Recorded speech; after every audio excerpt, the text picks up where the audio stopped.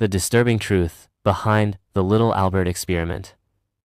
Imagine being just a baby and unknowingly becoming part of one of the most controversial psychological experiments in history. This is the real story of little Albert, the child who was taught to fear. In 1920, at Johns Hopkins University, psychologist John B. Watson and his graduate student Rosalie Rayner set out to test a bold idea. Could a human baby be conditioned to feel fear? They were inspired by Ivan Pavlov's work with dogs, where ringing a bell was enough to make the dogs salivate. But Watson wanted to see if emotions like fear could also be conditioned in humans. Their subject? A 9-month-old baby, known only as little Albert. Introducing the stimuli. At first, Albert was exposed to a series of neutral stimuli.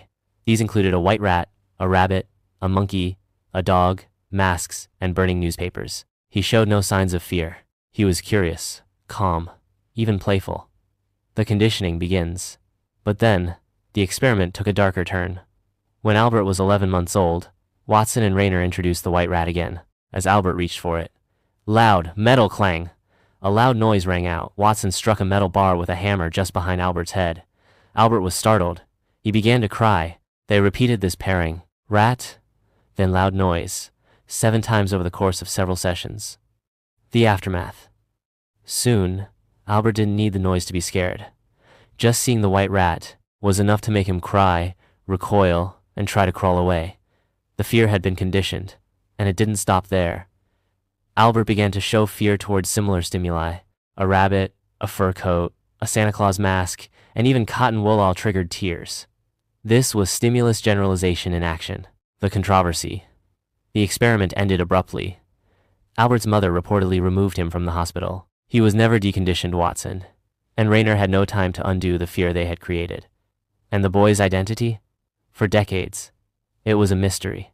Then, in 2009, researchers proposed that little Albert was likely Douglas Merritt, a child who tragically died at age 6 from hydrocephalus, a condition he may have had during the experiment. If true, this means little Albert may have had pre-existing neurological issues, raising even more ethical red flags. Legacy.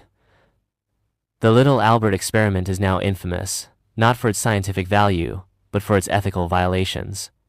There was no informed consent, no parental transparency, and no regard for the baby's well-being. Today, it serves as a case study on how not to conduct psychological research. A baby was taught to fear, and the world was taught a lesson about science and about humanity.